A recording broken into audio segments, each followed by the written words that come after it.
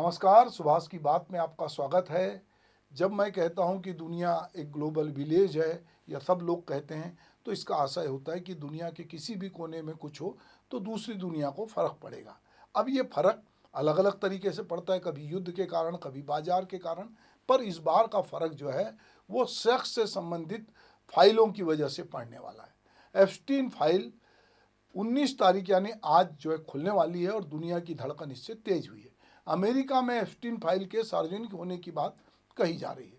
अदालत की शर्तों के साथ खुलने वाली ये फाइलें सिर्फ एक सेक्स ट्रैफिकिंग केस का दस्तावेज नहीं है, बल्कि उस वैश्विक नेटवर्क की झलक है जहां सत्ता, पैसा और गोपनीय इच्छाएं एक दूसरे की सुरक्षा करती हैं। भले ही पीड़ितों की पहचान सामने ना आए, लेकिन जिन ताकतवर नामों और संपर्कों से पर्दा उठ सकता है, वह पूरी दुनिया में राजनीतिक, सामाजिक और नैतिक भूचाल भी ला सकता है। यह मामला केवल अमेरिका का नहीं है, बल्कि उस दौर का आईना है जहां डिजिटल युग में कोई भी निजी जो क्षण है वो कभी भी सार्वजनिक हो सकते हैं, और इसकी झलक इन दिनों जो है वो हमारे अपने देश में भी देखने को मिल रही है। तो या अमेरिका में लीक होती फाइलें हो, या टेलीग्राम पे 400-500 रुपये में बिकते वीडियो हों, या भोपाल जैसे बहुत बड़ा शहर नहीं है कि जहाँ पे 31 के नाम पर बहुत सारे ऐसे विज्ञापन आ रहे हैं कि जो युवाओं को आकर्षित कर रहे हैं। बाद में पता चलता है कि वो लोगों को सब्ज बाग दिखाने वाले विज्ञापन हैं। तो ये अलग अलग शहरों की या पर पूरी दुनिया की तस्वीर है। इसका जो एक सच है उसको हम थोड़ा पीछे से समझते हैं। ऐसा नहीं था कि इश्क पहले भी नहीं था, देह पहले भी नहीं थी, ये सब पहले थी, कामनाएं भी पहले थी, लेकिन पहले बाजार या टेक्नोलॉजी इतनी एग्रेसिव नहीं थी। मिर्जा गालिब ने कहा था, कुछ तो है बात जिसकी पर्दादारी है, बेखुदी बेसबब नहीं गालिब, कुछ तो है बात जिसकी पर्दादारी है। पर्दा तब शर्म नहीं था, पर्दा कीमत था। हमारे यहाँ चाहत जो है चिलमन से झांकती थी, इधर चिलमन से तुम झांको, उधर चिलमन से हम देखें। यह चिलमन नहीं है, आज ये कैमरा है। आज निजता अनुभव नहीं, कंटेंट है। आज पर्दा हटाया नहीं जाता, बेचा जाता है। कहीं से प्लेजर सत्ता बनाता है, यहीं से रिश्ते सौदे में बदलते हैं, और फिर यहीं से निष्ठा सबसे पहले टूटती है। गालिब की चेतावनी याद आती है और डरावनी भी लगती है कि बेखुदी बेसबब नहीं गालिब।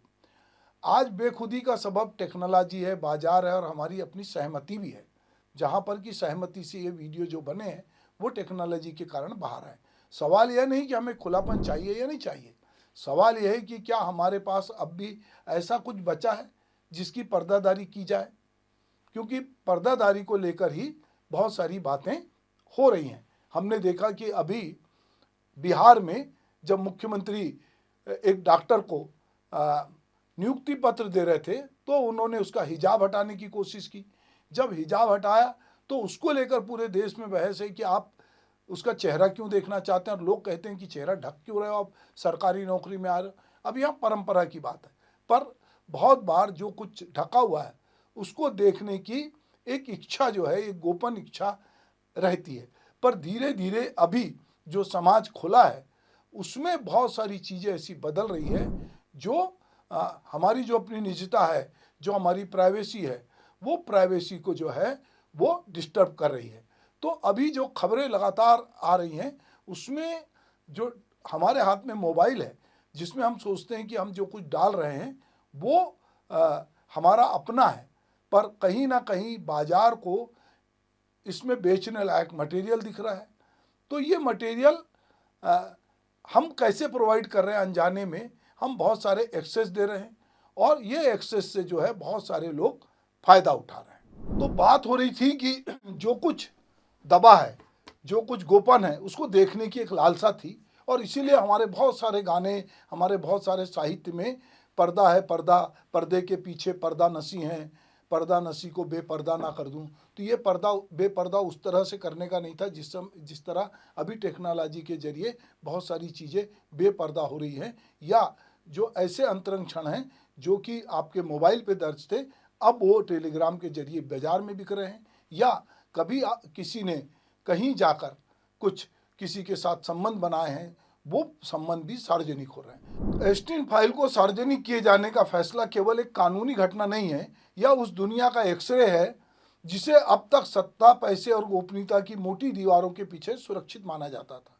जेफरी एप्स्टीन का मामला सेक्स ट्रैफिकिंग के मामले तक सीमित नहीं है। यह उस नेटवर्क का प्रतीक है जहां शक्तिशाली लोग, सेलिब्रिटी, राजनेता और कारोबारी अपनी निजी इच्छाओं को सिस्टम के जरिए पूरा कर सकते हैं, इस भरोसे के साथ कि उनका निजी जीवन कभी सार्वजनिक नहीं होगा। अदालत की शर्त के साथ फाइलों का खुलना इस भरोसे का सबसे बड़ा प्रहार है। एप्स्टीन फाइल का संदेश साफ है, डिजिटल युग में निजी और गोपनीय जैसा कुछ स्थायी नहीं रहा है।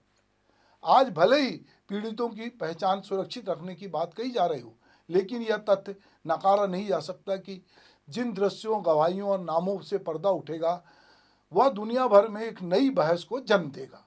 क्या सत्ता और प्रसिद्धि किसी को नैतिक जवाबदेही से मुक्त कर सकती है? एक बुनियादी सवाल है। यही सवाल भारत में भी अलग रूप से हमारे सामने खड़ा है। यह संयोग नहीं है कि जिस समय अमेरिका में एप्स्टीन फाइल्स पर बहस तेज हो रही है, उसी समय भारत में टेलीग्राम जैसे प्लेटफॉर्म पर इंटीमेट फोटो और वीडियो का खुला बाजार फल फूल रहा है। पति पत्नी के निजी वीडियो, कपल के अंतरंग क्षण, निजी पलों की चोरी छिपे रिकॉर्डिंग, यह सब न सिर्फ वायरल हो रहा है बल्कि बेचा भी जा रहा है। सबसे डरावनी बात यह है कि कई पीड़ितों को यह तक नहीं मालूम कि उनका निजी जीवन किसी डिजिटल मंडी में कारोबार का हिस्सा बन चुका है।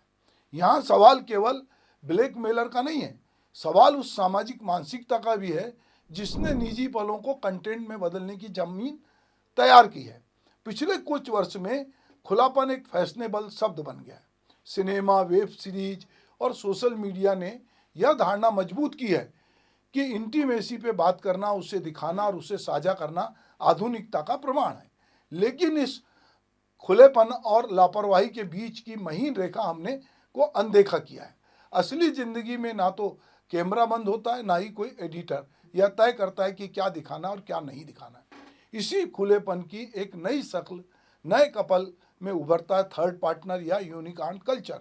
दुनिया भर में और अब भारत में बड़े शहरों से छोटे शहरों तक ऐसे कपल की संख्या बढ़ रही है जो अपने रिश्ते में किसी तीसरे व्यक्ति को शामिल करना चाहते हैं, और शर्त यह है कि वह दोनों को संतुष्ट कर सके और भावनात्मक दखल ना दे। इसे आधुनिक रिश्तों का प्रयोग कहा जाता है, लेकिन इसके साथ जुड़े जोखिम पर शायद ही कोई बात करता, और जो इस समय पूरे बाजार में जो कुछ घटित हो रहा है वो निश्चित रूप से इसी की ओर इशारा करता है। सोशल मीडिया ग्रुप्स और निजी नेटवर्क के जरिए बहुत सारी चीज़ें जो है और बहुत सारी इच्छाओं का सार्वजनिकरण हो रहा है। तो यहीं कहीं आपकी रिकॉर्डिंग, स्क्रीनशॉट, डाटा चोरी की संभावना जो हो रही है उससे ये बातें बाहर आ रही हैं और ब्लैकमेलिंग, बदनामी, मानसिक उत्पीड़न का ये कारण बनते जा रही है। अब यही पैटर्न जो है बड़े स्तर पर एप्स्टीन जैसे मामलों में हमको देखने के लिए मिलता है, और छोटे स्तर पे हाउस पार्टी, स्ट्रेंजर मीट और न्यूड पार्टी के नाम पे चल रहे जो कथित धंधे हैं उसकी तरफ इशारा करता है। इसमें रायपुर जैसा शहर, भोपाल, इंदौर जैसे छोटे शहर और कस्बे तक ये खबर आ रही, क्योंकि सबके हाथ में मोबाइल है, नेटवर्क है। लोगों को दिखता है कि जहां लोगों को ओपन माइंडेड गैदरिंग के नाम पे बुलाया जाता है, नशे का माहौल बनता है और फिर चोरी से रिकॉर्डिंग कर ली जाती है। उसके बाद वही दृश्य या तो बिकते हैं या ब्लैकमेल का हथियार बनते हैं। कई बार हम अपने मोबाइल से बहुत सारी चीज़ों की एक्सेस देते हैं, तब हमको नहीं पता होता है कि हमारा मोबाइल जो है एक निर्णायक भूमिका निभाएगा। वो केवल संवाद का साधन नहीं बल्कि हमारी जो निजी जिंदगी की तिजोरी बन चुका है, एक ऐसी तिजोरी जिसकी चाबी हमने अनजाने में दर्जनों ऐप्स, क्लाउड सर्विस और प्लेटफॉर्म को दे रखी है। लोग यह मान लेते हैं कि पासवर्ड और फिंगरप्रिंट उन्हें सुरक्षित रखेंगे, जबकि हकीकत यह है कि एक बार डेटा डिजिटल हो गया तो उस पर नियंत्रण लगभग असंभव होता है। यह कहना आसान होगा कि ये सब ब्लैकमेलरों का दोष है, अपराधियों का है, प्लेटफॉर्म का है, लेकिन यह अधूरा सच होगा। समाज खुद भी इस बाजार को खाद पानी दे रहा है। जब निजी पलों को साझा करना सामान्य हो जाता है, जब इंटीमेसी को मनोरंजन की तरह देखा जाने लगता है और जब कुछ नहीं होगा की मानसिकता हावी हो जाती है, तभी ऐसे अपराध फलते फूलते हैं।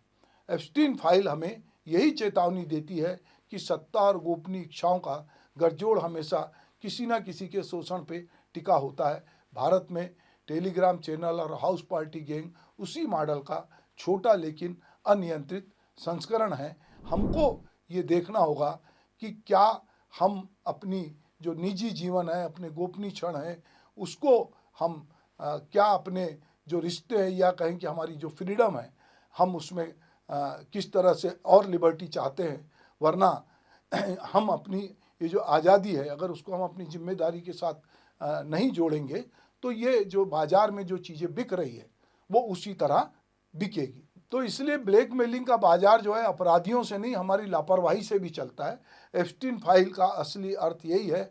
निजता अब सिर्फ व्यक्तिगत मामला नहीं है, यह सामाजिक, कानूनी और नैतिक सवाल बन चुकी है। और अगर समाज समय रहते नहीं चेता तो असली फाइल किसी और देश, किसी और प्लेटफॉर्म और किसी और नाम से हमारे सामने होगी, जिसमें पीड़ितों की संख्या और ज़्यादा होगी, क्योंकि समाज दिन पे दिन अलग अलग तरीके से खुल रहा है और वो सारा खुलापन कहीं ना कहीं मोबाइल में दर्ज हो रहा है। तो बहुत सारी चीज़ें आप अपनी जो मोबाइल में डाल रहे हैं और जो सार्वजनिक होने जा रही है, तो आप ये समझ लीजिए कि ये खुलापन कभी आपको सार्वजनिक रूप से नंगा भी कर सकता है। नमस्कार।